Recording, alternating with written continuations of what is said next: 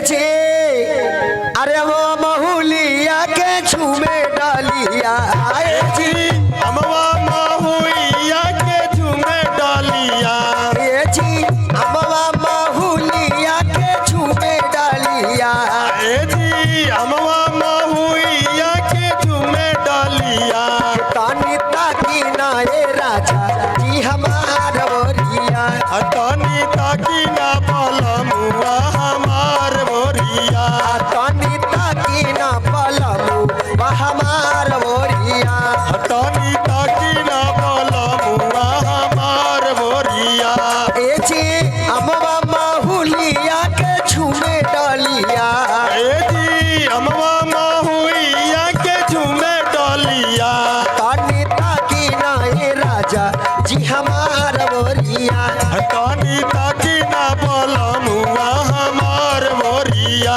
आया है अमवा मोचारी गैल महुआ कोचाई गैले अमवा मोचारी गैले महुआ कोचाई गैले अमवा मोचारी गैल महुआ कोचाई गैले अमवा मोचारी गैले महुआ कोचाई गैले रसवा भरल बा पोरे पोर रसिया जी रसवा से भर गैले फूल डालिया जी रसवा भरल बा पोरे पोर रसिया जी रसवा भरल बा पोरे पोर डालिया पानी ताकी ना पलमु हमार बोरिया तानी ताकी ना पलमु जी हमार बोरिया ताने ताकी ना ए राजा जी हमार बोरिया तानी ताकी ना सजनवा हमार बोरिया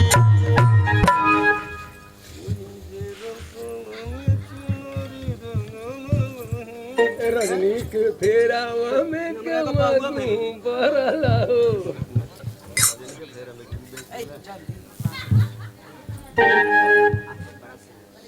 अब देखी है बात बोल गेल त हमरा कथि कहै छै खाली विधि बोल दे कि होई टाइम हो गेल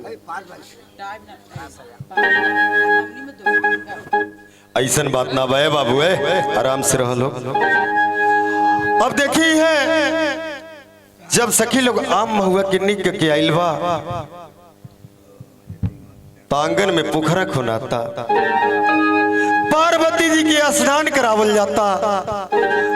पार्वती जी सोचनी है कि आज हमार इ नैहर की गांव आज जे स्नान बा ये स्नान कैला से माई बाबूजी के प्यार छूटी संग के सहेली लोग के संगत छूटी। ई कैसन स्नान ए भैया स्नान 3 किस्म होला। एगो स्नान होला जे तैके से गर्मी भइल त 2 बाल्टी उझिल लेनी। आ एगो छठ पर्व में गंगा स्नान होला जे हमनी के माई बहिन लोग जाके गंगा में स्नान करेली। आ एगो स्नानी होला शादी में आंगन में पोखरा खुनाला ऊपर बैठावल जाला ए माई बर हम लोग मंगल गावेली। जब पार्वती जी सुननी है कि हमारा स्नान हो जाता तो बड़ी रुआ तारी पार्वती मैया कैसे हो लेकिन वही में एगो चंचला सखी रहली तो कहली का ए सखी का सखी रोइला से अब काम ना चली बैठी स्नान करी। हाँ सखी लय भाई बाबू कैसे अभी ये पार्वती जी के बैठावल गइल बा कैसे सखी मंगल गावतरी कैसे अरे कहा बाड़े लोटवा ये माई है कहावा बाड़े डोरिया अरे कहावा बारे लुटवा माई कहावा बारे रे डोरी ए कहावा बाड़े लोटवा ये माई है कहावा बाड़े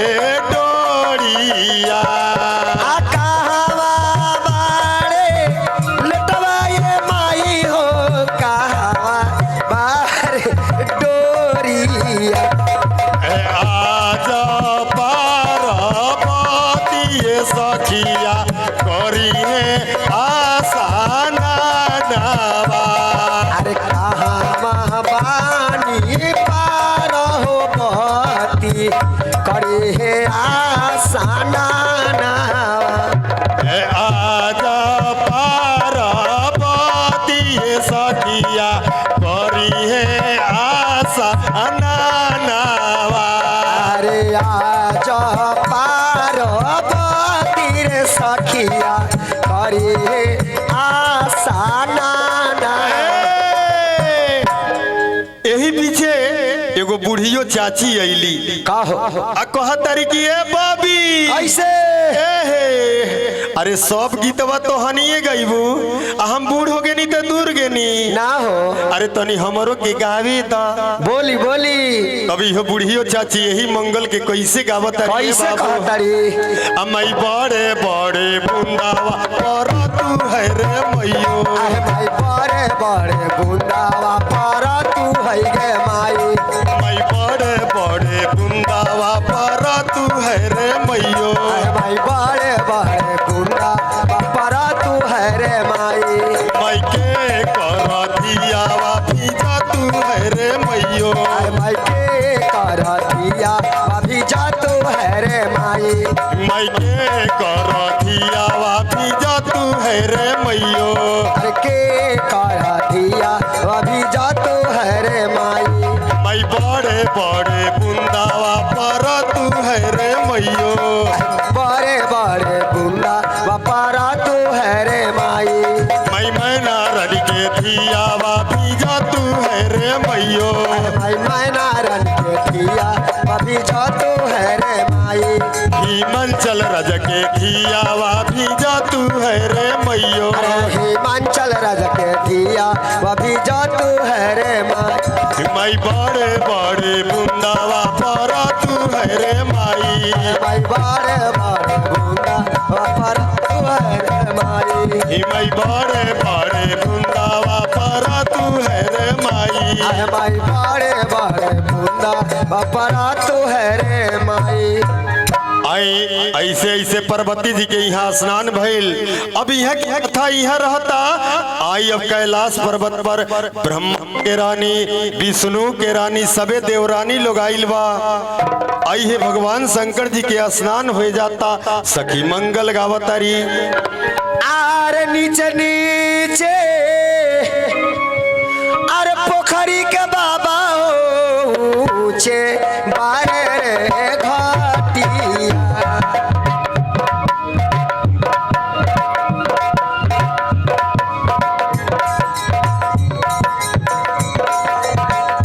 यार ताही पैसे शिवा शंकर दुलाहा कर सासना नामा। अताही पैसी शिव शंकर बबुआ करस आसना नावा। ताही पैसे शिवा शंकर दुलाहा कर सासना नामा। अताही पैसी शिव शंकर बबुआ करस आसना नावा। कर सासननवाय बबुआ बदनामा ढेर सहाथावा। अकर आसना नवय बबुआ कान फेर सहाथावा। आर बिना तारे भूषणवा के बाबू के शोभे नारे बादानावा। अबीना तो जाने हुआ के बाबू के सोबे ना हो बादानावा। अरे बिना तारे जाने हुआ के बाबू के शोभे नारे बादानावा। आवे ताहू जेठबाई सखवा कर बोह जाने हुआ।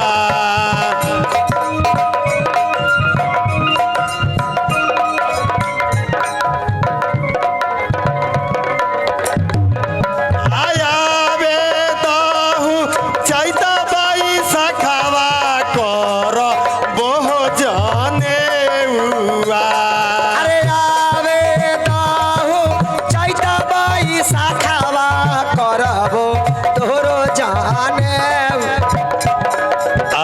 बिना ता जाने हुआ के बाबू के शोभे ना हो सखी।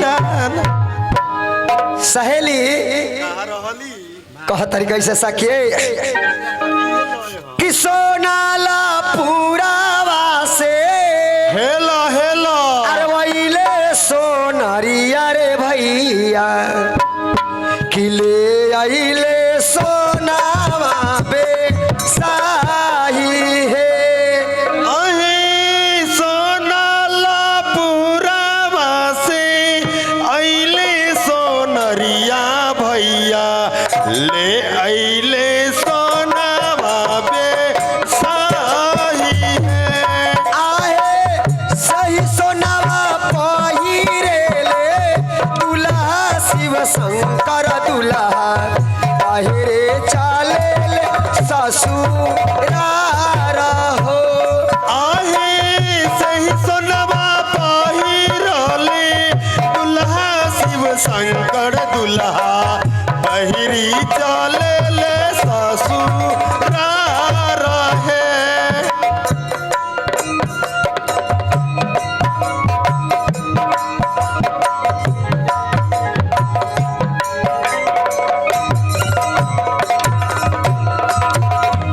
आहे पश्चिमा नगरिया से अइले मलहोरिया रे भैया ले अइले मौरिया बे साही है आहे पश्चिमा नगरिया से अइले मलहोरिया भैया ले अइले बाबूरी बे साही है आहे सही मौरी पहिरे ले दुल्हा भोला हो दुल्हा पहिरे चाले ले ससुरार हो आहे सही मौरिया पहिरले दुल्हा भोला हो दुल्हा पहिरी चले ले ससुरार है आहे धुपवा कमैया बबुआ गाछा बेरे छा जगा निंदिया कमैया ससुरार हो आहे दुपवा कमैया बबुआ गाछा पेरी छिया है निंदिया गवैया ससुरार है आए धुपवा कमैया बबुआ गाछा बेरी छा जगा निंदिया कमैया ससुरार है आहे दुपवा कमैया बबुआ गाछा पेरी छिया है निंदिया गवैया ससुरार है आही कैसे के निंदिया का मबई है अम्मा मोरो तिरिया लागनवा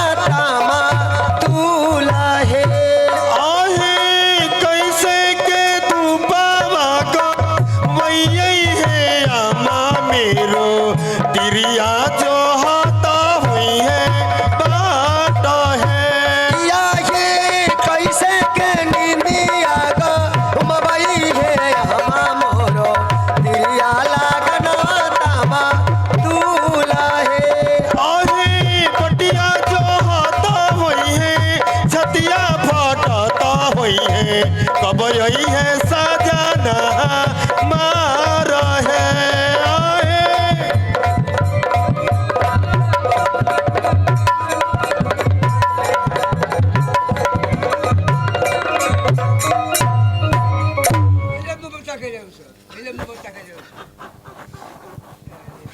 क्या बात है छबकी मारते हैं छबकी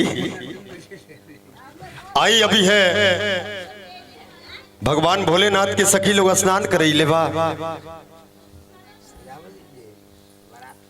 हाँ हाँ अब राई जवाइन की नेक हो जाता राई जवाइन की नेक स्नान के बाद में राई जवाइन की नेक होला कपटी में आगी ले आई राई जवाइन ले आई कहाँ बनी जगीकर्ता के पत्नी कपटी में आगी राई जवाइन लेके आई, स्नान के बाद में राई जवाइन के निग हुई। अरे बाप रे काहे खिसियाल बड़ी। अब देखिए सखी सोहर से सेवा करी तनी ऐसे तैयार पहले मंगाना सिया जी मांगेली से हूँ, अरे विधना पूरा भइले से हूँ, विधना अरे पूरा भइले हे ललना ए ललना हे अरे मांगली रे अयोध्या ससुराल जनक पूरा नाई आ रहे।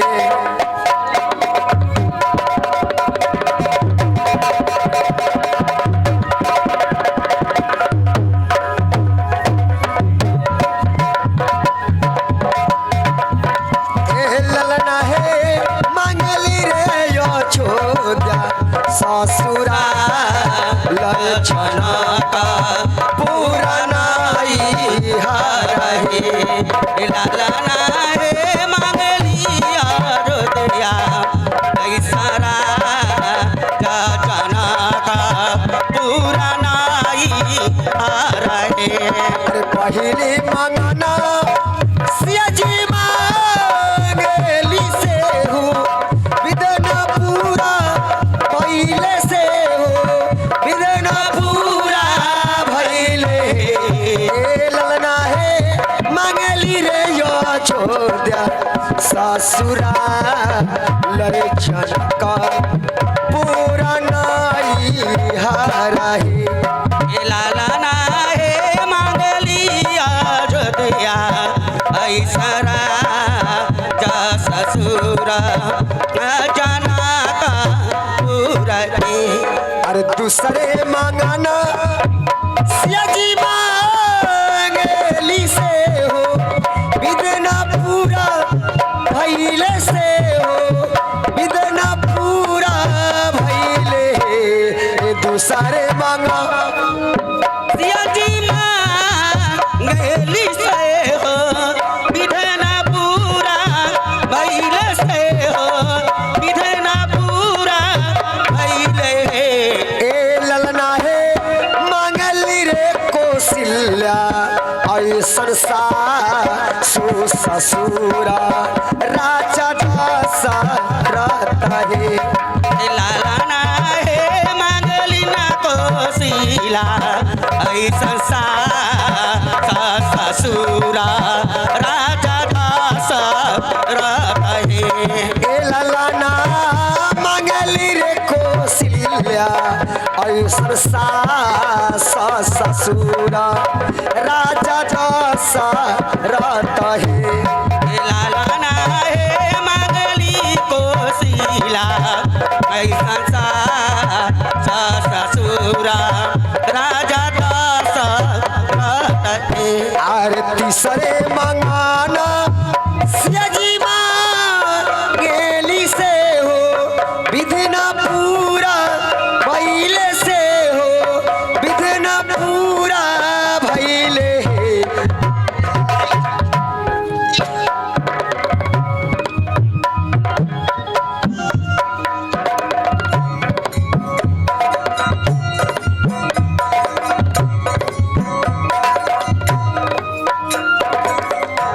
ए ललना है पुरुखर मांगेली भागवा नर देवार बाबूला छूमन हे।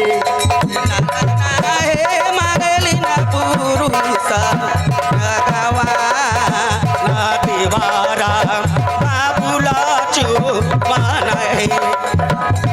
ए ललना है मांगली रे पुरुख भागवा न देवार बाबूला छूमन हे।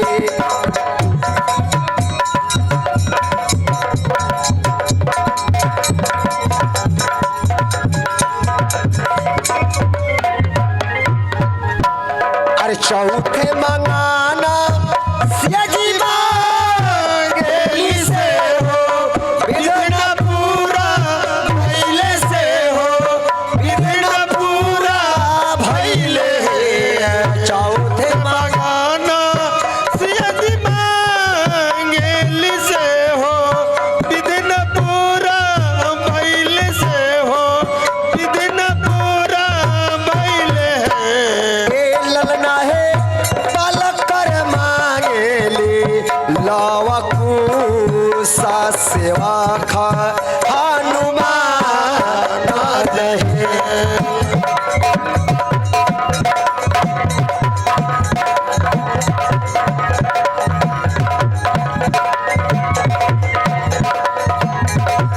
ललना है पलकर मांगेली लवा को सर सेवा खा हनुमान है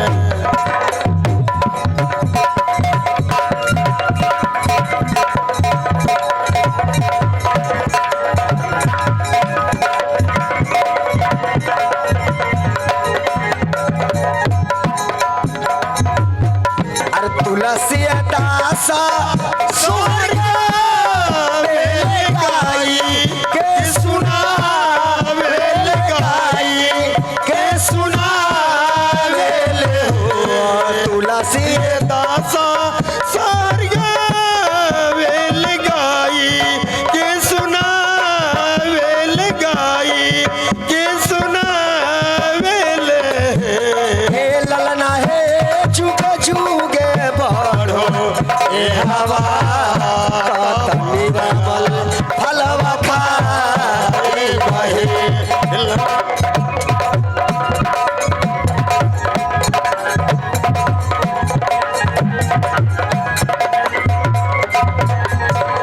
ललना है मंगली रे छोड़ा ससुरा लरे जनक पुरानाई हरहे ललना है मंगली रे छोड़ा ससुरा जनक पुरानाई हरहे ललना है मंगली रे छोड़ा ससुरा जनक पुरानाई हरहे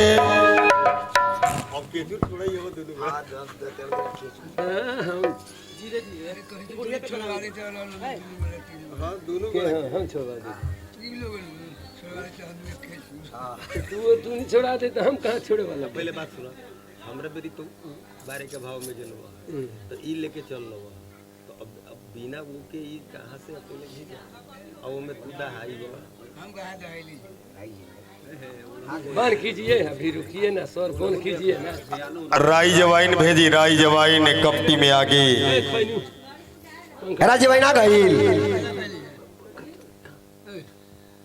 ना हो कना सोते हैं पंजा अपने ही दुखा चली आइल कि ना आइल तो लगाओ सोहर से सेवा रही कैसे का कहल खलो कि अरे बारा रे जतन से अरे तुलसी रो पीले पानी अरे टाइले पानी अरे टाइले हे ललना ए ललना हे कवन रे जोगिनिया जोगवा साधल रे तुलसिया मोरो सुखाल हे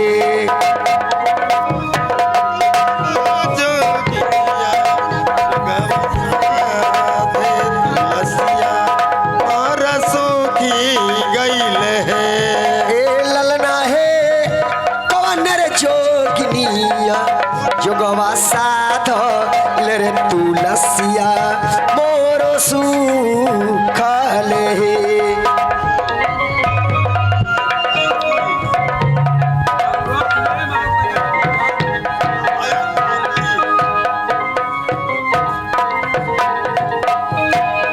अरे बारा रे जातना से तुलसी रो पीले पानी या पटाइले पानी या पटाइले ए ललना है कवन रे जोगिनिया जोगा साधल रे तुलसिया मोर सूही गइले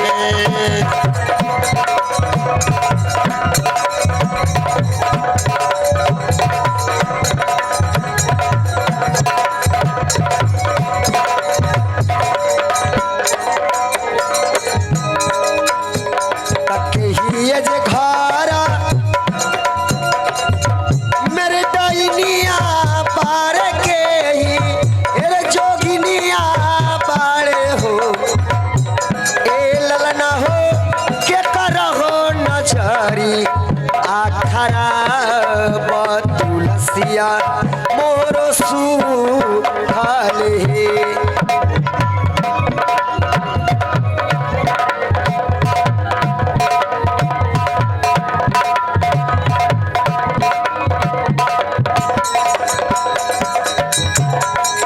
घरहे में सासा मुर्दाइनिया बारे नाना गिरे जोगिनिया बारे ए ललना है गोतनी के नजरा खराब तुलसिया मोर सूही गइले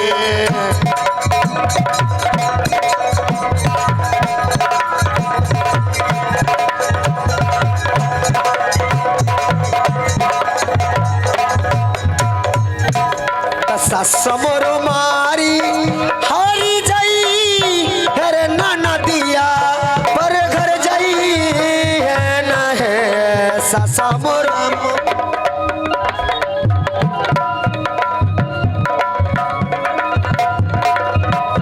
ए ललना है गोतनी से फरक होई जाई बर तुलसिया मोरो हरिया होई हे हे ए ललना गोतनी से फरक होई जाई बर तुलसिया मोरो हरिया होई हे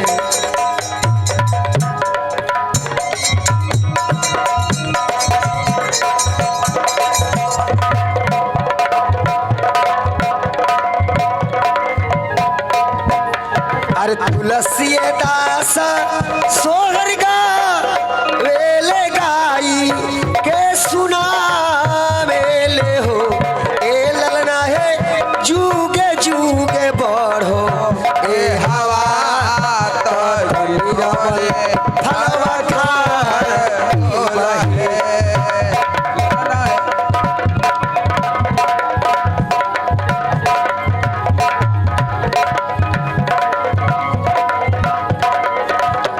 ए ललना है जुगे जुगे बढ़ो ए हवा तनी गमल फलवा खा ई बहे ए ललना जुगे जुगे